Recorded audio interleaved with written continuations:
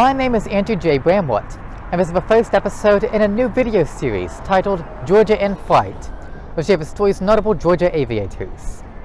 This first aviator is Admiral John Towers. John Henry Towers was born in Rome, Georgia on January 30th, 1885. Towers attended Rome area schools before attending Georgia Tech. He spent 1 year at Tech before his appointment to the U.S. Naval Academy in 1902. He graduated in 1906 and served on board the USS Kentucky. Towers was appointed to an ensign in 1908 and transferred to a brand new USS Michigan. He served as fire control officer and spotter and was considered a major reason the ship won the Gunnery Trophy and Battle Efficiency Pennant in 1911. That same year, he was transferred to work in the new Naval Aviation program. He was trained as a pilot in Hammondsport, New York, and was taught to fly by Glenn Curtiss. After his training was complete, Towers became the third naval aviator. He worked as a Navy test pilot and trainer for several years.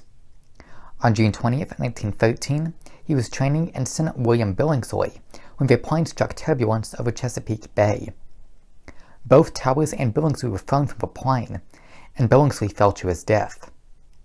Towers was able to grab part of a wing and held on to it as the plane plummeted. Because he held on to the plane, he survived the crash.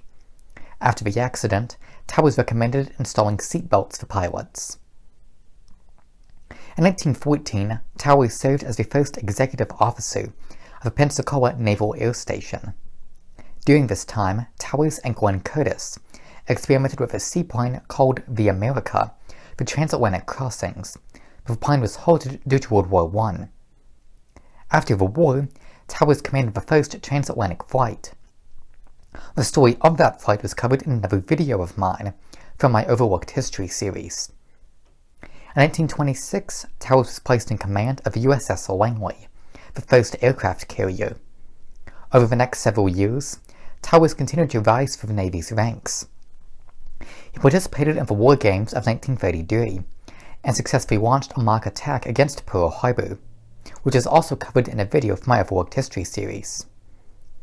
In 1939, Towers became Chief of the Bureau of Aeronautics and was given the rank of Rear Admiral, making him the first aviator to reach the rank of Admiral.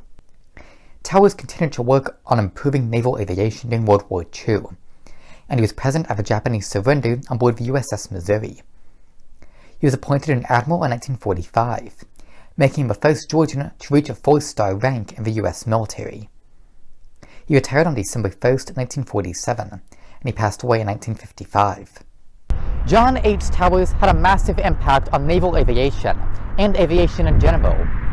He has been inducted into the Georgia Aviation Hall of Fame, the U.S. Naval Aviation Hall of Fame, the National Aviation Hall of Fame, and the International Aviation Hall of Fame.